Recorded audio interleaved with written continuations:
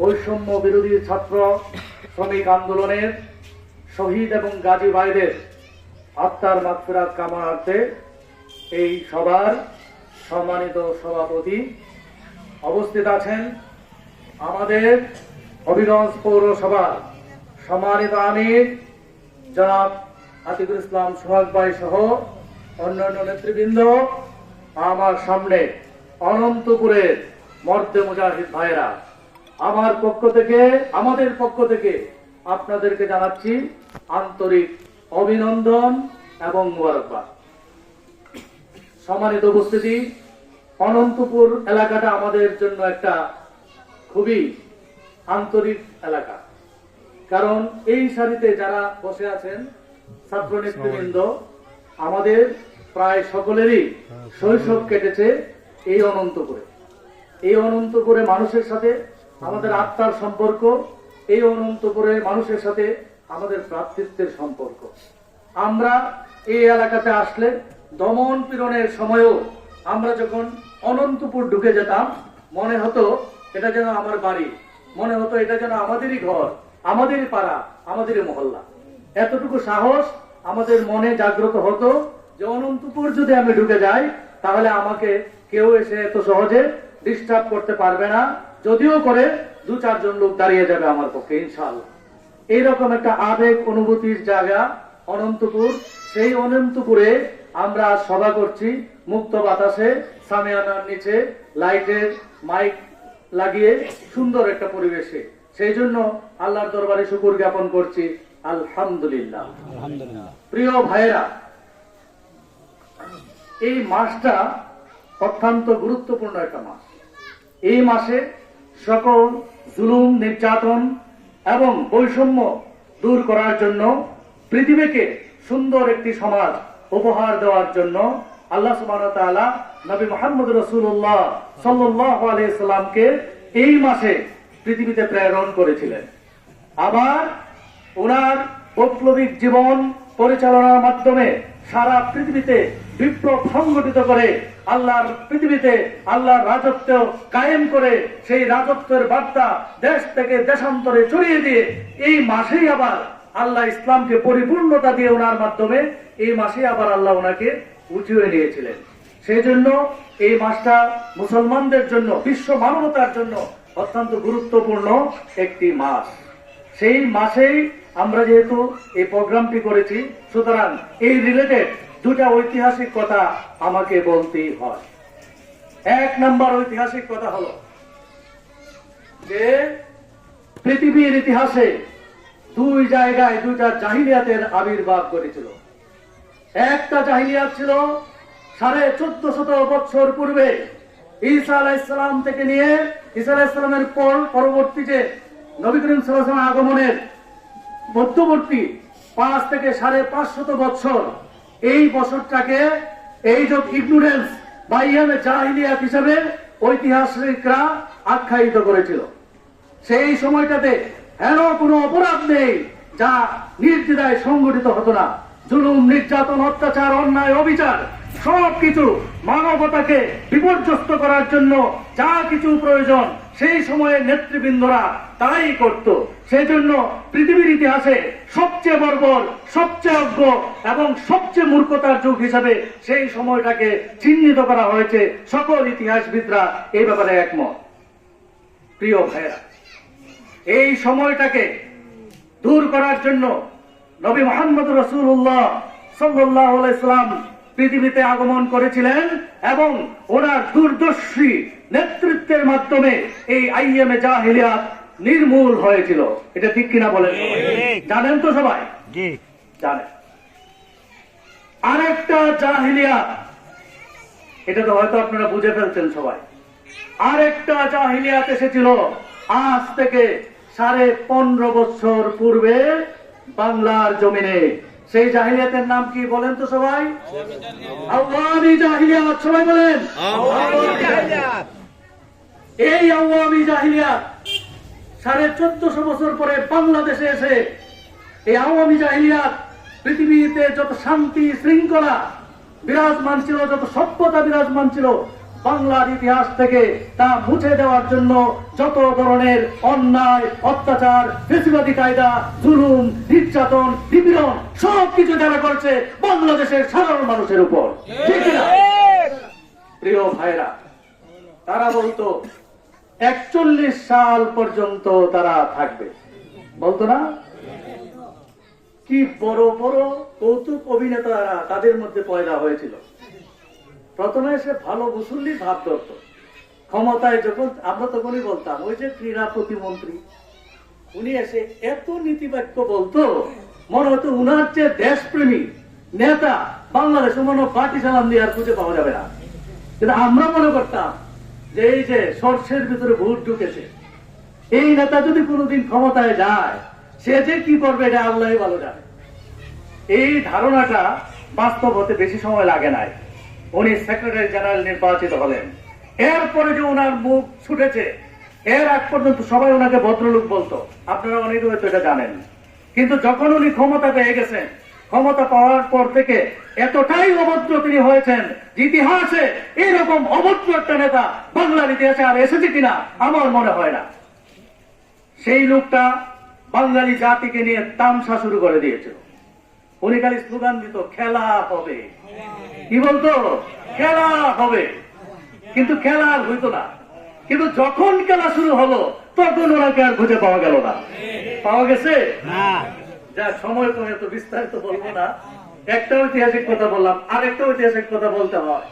সেই ঐতিহাসিক কথাটা হলো বাংলার ইতিহাসে 1206 খ্রিস্টাব্দে একটা শাসন ব্যবস্থা প্রতিষ্ঠিত ছিল। এটিকে আপনারা জানেন সবাই, সেন বংশ। সেন বংশ এদের শাসন করত।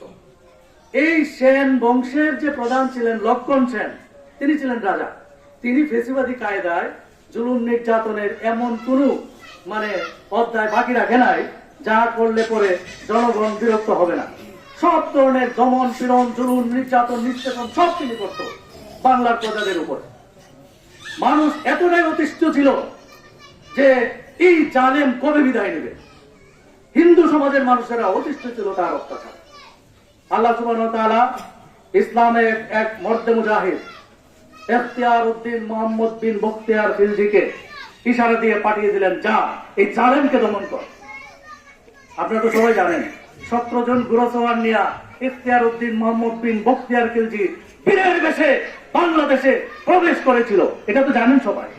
শুধু 17 জন ছিল না, 17 জন ছিল তার সাথে। কিন্তু এই 17 জন যদি ধরাশায়ী হয় তাহলে যে কি করা দরকার সেই ফোর্সটা ছিল পরে, এটা ইতিহাসে আসে না। বিশাল ফোর্স ছিল, এটা মনে করেন না যে 17 জন দিয়ে সব করে ফেলছে। বিশাল ফোর্স ছিল। ইখতিয়ার উদ্দিন মোহাম্মদ বিন বখতিয়ার খিলজি যখন বাংলার দ্বার দিয়ে ঢুকবে, প্রবেশ দ্বার দিয়ে ঢুকবে, এই খবর যখন শুনে লক্ষণ সেন, সময়টা ছিল তখন দুপুরের সময়। দুপুরের সময় সে খাবার দাবারে ছিল তার আত্মীয় স্বজনকে নিয়ে। যখন সে শুনতে পেল যে ইখতিয়ার উদ্দিন মোহাম্মদ বিন বখতিয়ার খিলজি মূল দরজা দিয়ে প্রবেশ করে ফেলেছে, তখন সে তার কথা শুনে মোকাবেলা করবে তো দূরের কথা, ভয়ে ভীত হয়ে পেছন দরজা দিয়ে নৌকা দিয়ে পালিয়ে গিয়েছে। এটা তো জানেন সবাই, পালিয়ে গিয়েছিল। এরপর থেকে ইখতিয়ার উদ্দিন মোহাম্মদ বিন বখতিয়ার খিলজির দখলে বাংলা চলে আসলো, সুশাসন কায়েম হলো।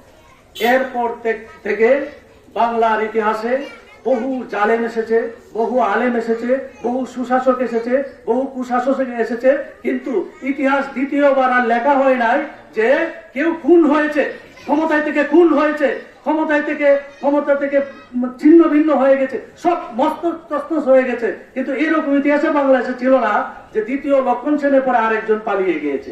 এই ইতিহাস ছিল না। এই ইতিহাসটা ঘটিয়েছেন সেই আওয়ামী জাহেলিয়াতের প্রধান, যাকে আমরা হযরত শেখ হাসিনা বলি, ঠিক কিনা? হযরত শেখ হাসিনা। উনি বলতেন কি যে আমি পালিয়ে যাওয়ার পাত্রী নয়, আমি জানি ভুলেটে কত বিক্ষত হবো, পালিয়ে যাব না। আর ওনার যে সেক্রেটারি উনি তো বলতেনই পালাবো না, বলতেন না? এখন কোথায় পালিয়ে গেলেন কেন?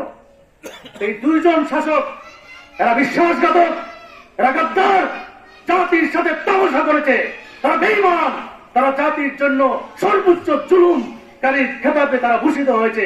এই দুই শাসক বাংলার ইতিহাসে চিরদিন নিন্দিত হয়ে থাকবে, কিয়ামত পর্যন্ত তারা নিন্দিত হয়ে থাকবে। প্রিয় ভাইয়েরা, বাংলাদেশ জামাত ইসলামী এতটাই নির্যাতিত তাদের দ্বারা হয়েছে যে আমার এক ভাই বলেছে যে এই নির্যাতনের কথা যদি আমরা বলি ঘন্টার ঘন্টা বলতে পারবো। আমি বলি না, ঘন্টার ঘন্টা না, এই নির্যাতন নিয়ে যদি আমি বলি কয়েকটা বই লিখতে পারবো। এত জঘন্য নির্যাতন তারা করছে। আমার দেশের সরকার প্রধান হয়ে আমার ভাষায় লাগাম টেনে ধরেছিল। তারা আমার বাক স্বাধীনতা কেড়ে নিয়েছিল। একজন কবি তার মনের মাধুরী দিয়ে কবিতা লিখতে পারতো না এই জালিম শাসকের ভয়ে। একজন গায়ক তার গলা ছেড়ে কণ্ঠ ছেড়ে গান গাইতে পারতো না ওই জালিম শাসকের ভয়ে। একজন লেখক তার মনের মাধুরী দিয়ে দেশ ও জাতির কল্যাণে কোনো কিছু লিখতে পারতো না ওই জালিম শাসকের কারণে। একজন আলিম কোরআন হাদিস দিয়ে জাতির সামনে কণ্ঠ ছেড়ে বক্তব্য করতে পারতো না ওই জালিম শাসকের কারণে। এই ধরনের বহু নজির, বহু ইতিহাস রয়েছে যে জালিম সরকার বাংলাদেশের সাধারণ মানুষকে এতটাই নির্যাতন করেছে, এতটাই নিষ্পেষণ করেছে, তাকে শুধু লেডি হিটলার বললেই তাকে উপযুক্ত উপাধি দেওয়া হয় না, বরং আমরা বলি সে লেডি হিটলারের পাশাপাশি লেডি ফেরাউন, লেডি নমরুদ, লেডি কারুন। আরো যদি তাকে তাহলে আমি বলি সর্বোচ্চটাই বলে দিই, লেডি ইবলিস। ঠিক কিনা? এই ব্যাপারে একমত কিনা? বাংলাদেশ জামাত ইসলামী চাচ্ছে যে এই দেশ এবং জাতিকে নতুন করে গড়ে তোলার জন্য যে সভ্যতা ফিরে আসবে, এমন একটা সভ্যতা ফিরে আনতে চায় যে সভ্যতা আসার পরে দেশের মানুষ প্রাণ খুলে কথা বলতে পারবে, প্রাণ খুলে হাসতে পারবে, ইসলাম এবং মানবতার জন্য জীবন বাজি রেখে তারা এই দেশটাকে গড়তে পারবে। এই লক্ষ্য এবং উদ্দেশ্যের সাথে আপনারা একমত কিনা? সবাই জামাত ইসলামী চাচ্ছে আপনাকে একজন ভালো মানুষ হবার পাশাপাশি একজন ভালো মুসলমান হিসাবে নিজেকে গড়ে তুলুন। আমরা সবাই চাই তো? প্রিয় ভাইয়েরা, সুযোগ এসেছে তাই বলে হাল ছেড়ে দিলে হবে না। ষড়যন্ত্র কিন্তু চলছে। এই আওয়ামী ফেসিবাদ বসে থেকে নাই। এই যে বলছে না যে আমি খুব পাশাপাশি আছি যাতে চট করে ঢুকে যেতে পারে, আমরাও বলি আসো চট করে ঢুকে যাও, আমরাও তোমাকে চট করে এমন জায়গায় ঢুকাবো যা জীবনে বের হতে পারবে। ঠিক না? চট করে ঢুকে যাবে। এই ধরনের ষড়যন্ত্র উনি চালাচ্ছে। একবার আওয়ামী ফেসিবাদ এসেছে আনসার বাহিনী হিসাবে, আরেকবার আওয়ামী ফেসিবাদ এসেছে পোশাক শ্রমিক হিসাবে, আবার আওয়ামী ফেসিবাদ এসেছে। আমার তো মনে হয় গোপালগঞ্জে যা শুরু হয়েছে, এই পালিয়ে যাওয়া কেন্দ্রীয় নেতারা গোপালগঞ্জে আশ্রয় নিয়ে এইসব কামাকাম করতেছে। সুতরাং সবাইকে প্রস্তুত থাকতে হবে। আমাদের সংগ্রাম শেষ হয়ে যায় না। আগামীর সংগ্রাম আরো কঠিন সংগ্রাম হবে। সেই সংগ্রামে যদি আমরা টিকে থাকতে পারি তাহলে আগামীর স্বনির্ভর সুন্দর বাংলাদেশ গড়া সম্ভব হবে। আর যদি স্বৈরাচারী আবারও ষড়যন্ত্র করে আমাদেরকে পরাভূত করে সে যদি আমার দেশে চলে আসে এবং নেতৃত্ব তার হাতে ফিরিয়ে নেয়, তাহলে আমাদের স্বপ্ন শুধু স্বপ্নই থেকে যাবে, বরং তারাই দেশকে আবারও কর্তব্যগত করে নেবে। সেই সুযোগ দেওয়া যাবে না বিধায় আমাদের সবাইকে সদা প্রস্তুত থাকতে হবে। আর আল্লাহ সুবহানাহু ওয়া তাআলার কাছে সাহায্য চাইতে হবে। আল্লাহ যেন আমাদের এই দেশকে রক্ষা করেন, এই জাতিকে রক্ষা করেন। সুন্দর এবং সুশৃঙ্খল ভাবে একটি জাতি, একটি দেশ যেন আমরা গড়ে তুলতে পারি। পরিশেষে আমাদের এই আন্দোলনে যারা শহীদ হয়েছেন তারা প্রত্যেকে যেন শহীদ হিসাবে কবুল হয় আল্লাহর কাছে, এবং সর্বোচ্চ জান্নাতে সর্বোচ্চ আসনে যারা আসীন হয়, এবং যারা গাজী হিসাবে আছেন, অসুস্থ আছেন, তাদের সুষ্ঠু চিকিৎসার মাধ্যমে তারাও যেন দ্রুত সুস্থ হয়ে দেশ জাতি গঠনে আমাদের সাথে ভূমিকা রাখতে পারে। আল্লাহ যেন সে তৌফিক দান করেন। আমরা সকলে আমিন। পরিশেষে আপনাদের সবার সুন্দর এবং সুস্থ জীবন কামনা করে আমি আমার কথা শেষ করছি। আসসালামু আলাইকুম ওয়া রাহমাতুল্লাহি ওয়া বারাকাতুহু। বাংলাদেশ জিন্দাবাদ। সবাইকে ধন্যবাদ। আলহামদুলিল্লাহ, আমরা আমাদের প্রিয় হাবিব ভাইয়ের কাছে